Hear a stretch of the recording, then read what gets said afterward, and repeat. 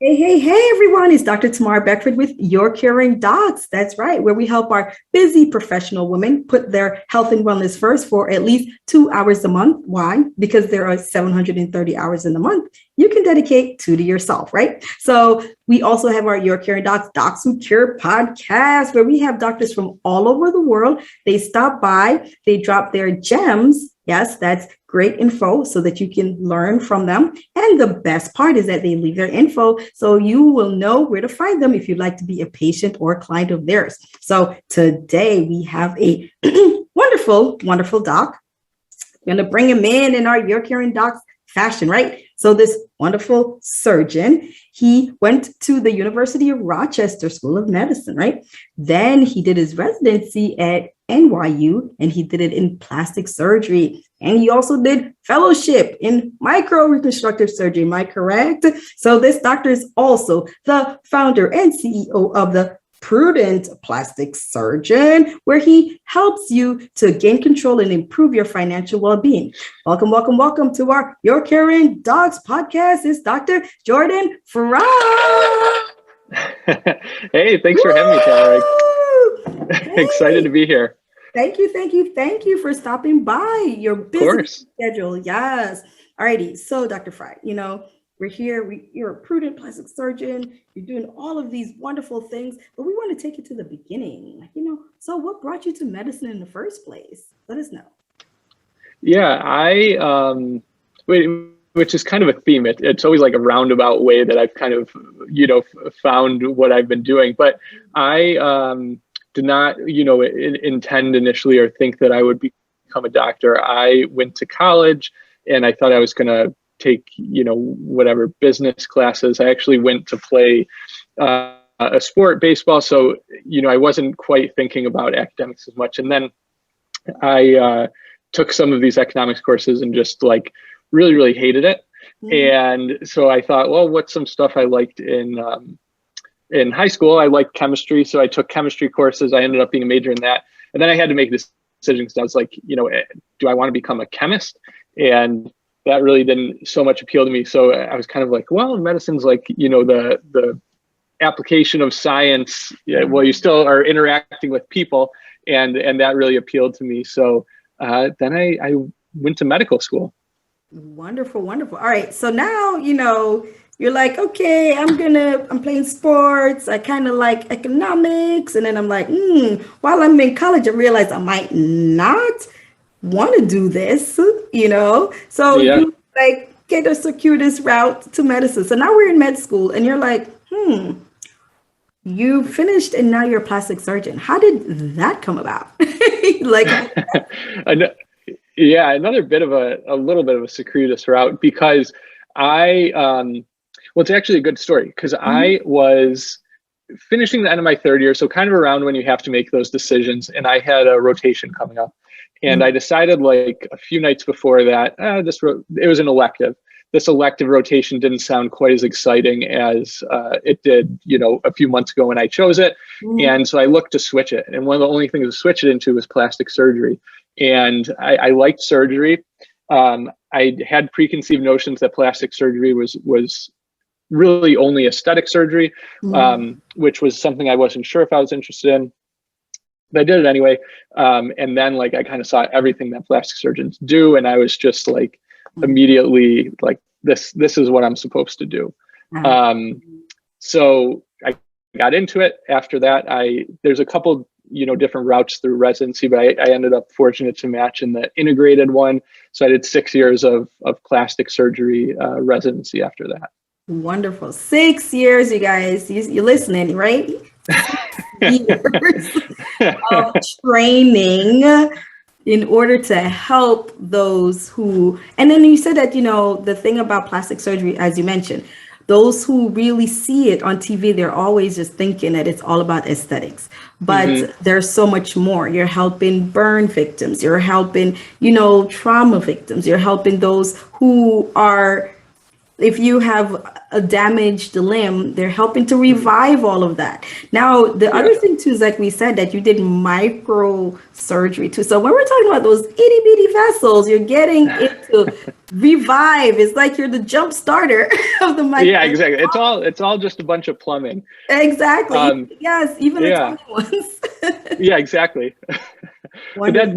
that's one of the cool things about plastic surgery and reconstruction is like you get to give something back that's been taken away, whether it's, cancer or trauma or all the things you mentioned. Mhm. And for me, that was really appealing too, because it's a very like direct outcome that you can see that you've helped someone. So that's really fulfilling for me. Absolutely, absolutely. So, as we're doing this recording, we're in Breast Cancer Awareness Month. And as Mhm. we mentioned, this is a complicated part of the body, which is the breast. And Mhm. reconstructive surgery has done so much for those who are survivors and, or even dealing with breast cancer. So before we even talk about the breast cancer itself, what are some of the reasons that people will get reconstructive breast surgery? So let's give like our audience a little taste. Yeah. There's a lot of reasons, and that's kind of the main focus of my practice. But even just starting as simple as forgetting about cancer, women who need breast reduction surgery, which is a huge deal, especially in talking about relieving back and neck pain and all of that stuff. Also, people with sort of congenital breast defects, either underdevelopment or overdevelopment or things like that. And then, unfortunately, breast cancer is obviously such a prevalent thing, 1 in 8 women, that breast reconstruction is also something that a lot of women do need, and it can come after either you have a lumpectomy where just the cancer itself is removed, not the entire breast, or after a mastectomy where the whole breast is removed. And it's really come a long way with breast reconstruction, where even not that long ago, we're talking 20 years, stuff like that, it really wasn't a very popular thing, just because it wasn't always necessarily offered, which is horrible to think about. Now it's in a lot of states, the states where I practice, New York, it's a law that women have to be referred to a plastic surgeon to talk about breast reconstruction if they want to, but they have to be offered that opportunity. So I think a lot of progress has been made. Still, obviously, we're making progress, but in terms of access, we're trying to get better and better. Wonderful, wonderful. So now let's all discuss about like how, with those who are getting reconstructive surgery, how challenging the breast tissue is. Because as an ER doc, like I don't jump and just stab into a breast tissue because I'm like there. I really will give the guidance of our surgeons, just like yourself. So let's explain to those who are listening, like, why an ER doc or like you, any random person, you just don't stab the breast tissue. You don't stab someone. Yeah. That's important. Yes. No, don't do that. Yeah, it's tricky because it's obviously, we're trying to give back form and function, and it's gone from this thing where the original surgery for removal of breast cancer was take all the skin of the breast, the nipple, the muscle, the pec muscle underneath, everything. And it was really like a horrible procedure, and there was no reconstruction, obviously. We're now we've gotten to the point where a lot of the times we can, the oncologic breast surgeons can do a mastectomy and remove it while keeping the nipple and everything like that. And then it's our job as plastic surgeons to then give as much, like I said, form and function back. And you may say, well, what, function of the breast is there? Obviously, there's breastfeeding, which after mastectomy, that part, we're not able to reconstruct, but things like sensation and feeling, it's huge.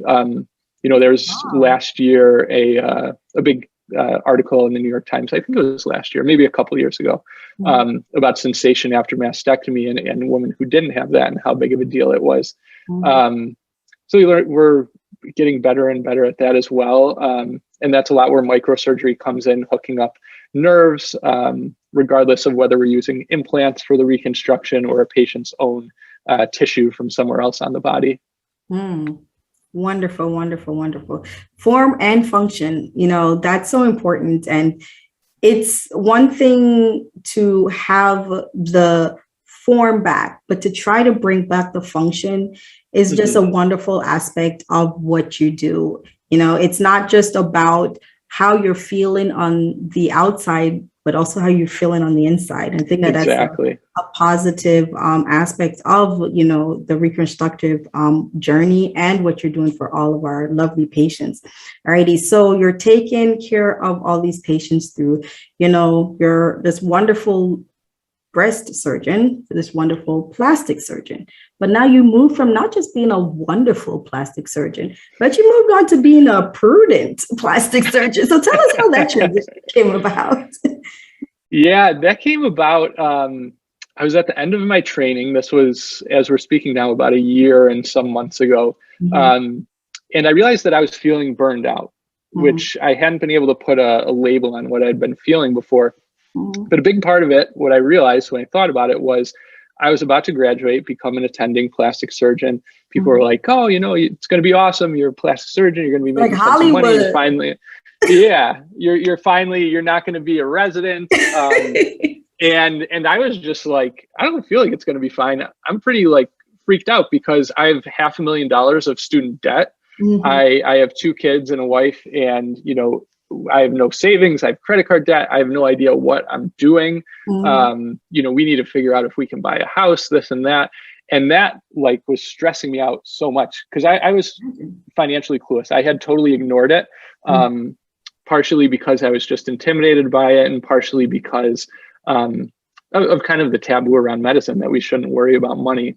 Don't worry about it. You'll be fine. Yeah. Training. Yeah. Once you're done, you can deal with it later. Exactly. Yeah. And so I just decided then, and my wife and I decided, we're going to get this under control. We're going to figure out and learn about our finances. And we did that. And over the course of a few months, we developed a financial plan. And I realized once that happened, even though I wasn't making a cent more, I still had all that debt. I still had no investments at that point. I felt so much better. And I honestly felt myself becoming a better doctor because I knew at least I had a plan. And I said, as long as I follow this plan, then I know that I'll be fine. And that's kind of when I put it together, that financial well-being for me, and from what I've learned in talking to so many other physicians, it's such an important but overlooked part of overall well-being. So I decided to start writing about that, about, my experience and trying to help other physicians increase their financial well-being and take away that stigma around money for physicians. And I thought it'd be cool because I was starting right at the beginning. So I was right along there with people. I wasn't one of these people who was, already financially free and kind of at the finish line shouting instructions back, which is helpful. But I was right there, and I could say, these are the mistakes I made. This is something I did that was good. This is how things are going. And so that's been a lot of fun. Wonderful, wonderful. And you're providing all of this great information out there. And, like you said, you're going along in the journey with them. So those of you guys looking and you're on that financial journey, you're a student, you're a resident, hey, you have this prudent plastic surgeon that's saying, yeah, come along, follow my journey. And you can see all the steps that I've made once I decided to put my foot down and to take my finances into control. All righty. Yeah. So you're doing all of this great, great things, But what are you doing for self-care? I mean, let us know. I work really hard at budgeting time for self-care. And it's something that I did not do well for a long, long time, like throughout my residency and training, not at all. I basically, over poured myself into that. And I just have a habit of that. I think a lot of physicians are like that. We kind of, even though we remind ourselves and say we need self-care, we don't do a good job once we get busy. We just sort of push that to the side. Absolutely.